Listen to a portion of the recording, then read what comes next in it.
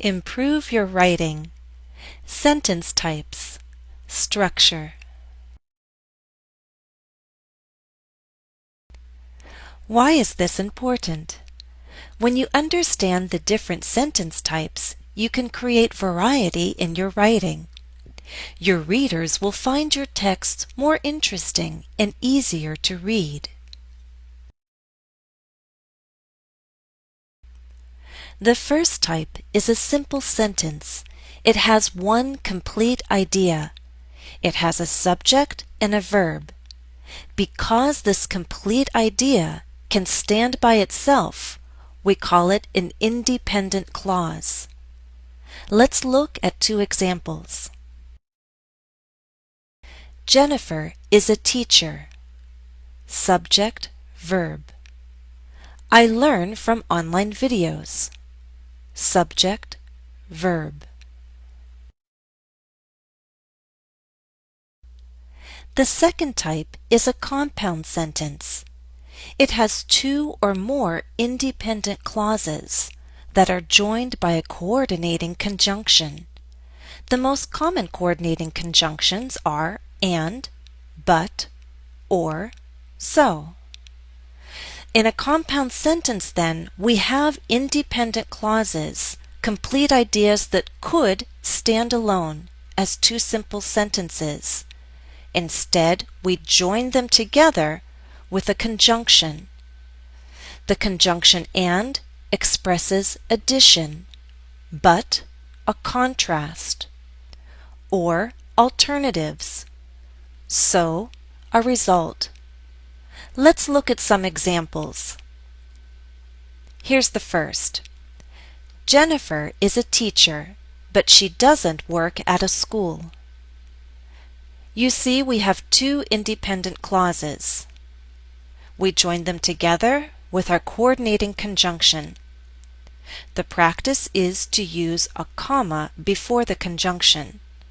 Now sometimes, especially in informal writing, you'll see writers use but at the beginning of a sentence. It's not a practice that's generally recommended, but it is acceptable if not overused. Let's look at another example.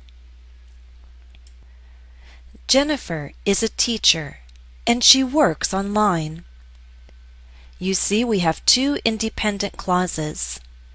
We join them together with comma and conjunction. I will note that the comma before and the comma before or are not consistently used. I see more consistency with a comma before but and so. But I recommend that we use comma conjunction to form a compound sentence. Let's look at one more example.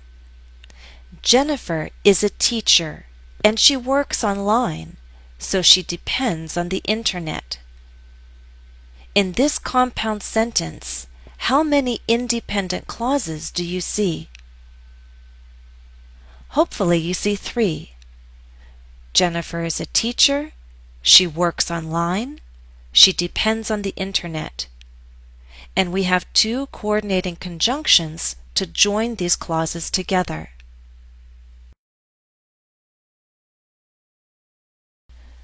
The third type is a complex sentence, which has one and only one independent clause and one or more dependent clauses. Dependent clauses have a subordinating conjunction. If we start looking at examples, you'll understand better. Here's our first. If you post a question, I will answer it. I will answer it is the independent clause. It has a subject and verb. It's a complete idea that can stand alone. If you post a question is a dependent clause. It has a subject and verb, but this idea cannot stand alone. It depends on the main clause for meaning. The general practice is to use a comma to separate the clauses when the dependent clause appears first. Here's a second example. You should pay attention to punctuation when you write. Where's our independent clause? Here, you should pay attention to punctuation. When you write is the dependent clause. When is a subordinating conjunction. All of this depends on our main clause. The fourth and last type is a complex compound sentence. It has at least one dependent clause and two independent clauses. Now I'd like to share a tip. Remember that very long sentences can be difficult to read. A long sentence can usually be broken into two. So although you can use complex compound sentences, I don't suggest using a lot of them within one text. Here's an example. It is good to review lessons, and that is easy to do when you use an online resource like this one. Do you see the independent clauses? There must be two or more. Here are the two independent clauses. Our dependent clause is at the end. A comma and coordinating conjunction join our independent clauses. A subordinating conjunction appears in the dependent clause. I'd like to show you one more example. Let's look at a complex compound sentence with an adjective clause. Here we go. People who learn to write clearly become strong communicators, and that is a good thing to be when you are applying for a job. Take a look and find two dependent clauses. These clauses have a subject and verb, but they're not ideas that can stand alone.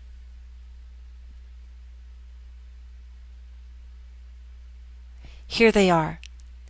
Who learn to write clearly when you are applying for a job.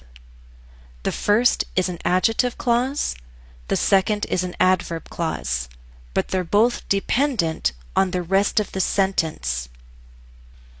Take a good look at the punctuation used as well.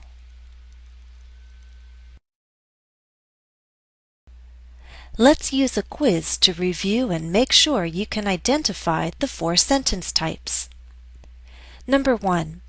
Learning a language can be fun. What kind of sentence is this? It's a simple sentence with one independent clause. 2. Progress happens when you study regularly. What kind of sentence is this? This is a complex sentence. We have one independent clause and one dependent clause. 3. Jennifer studied Japanese, but she can't remember much of it. What kind of sentence is this? This is a compound sentence. We have two independent clauses, and they're joined by comma conjunction, a coordinating conjunction. 4. Jennifer studied Japanese at one point, but she can't remember much of it because it was such a long time ago. What kind of sentence is this? Do you know?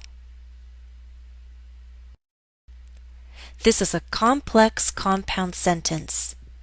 We have two independent clauses and one dependent clause.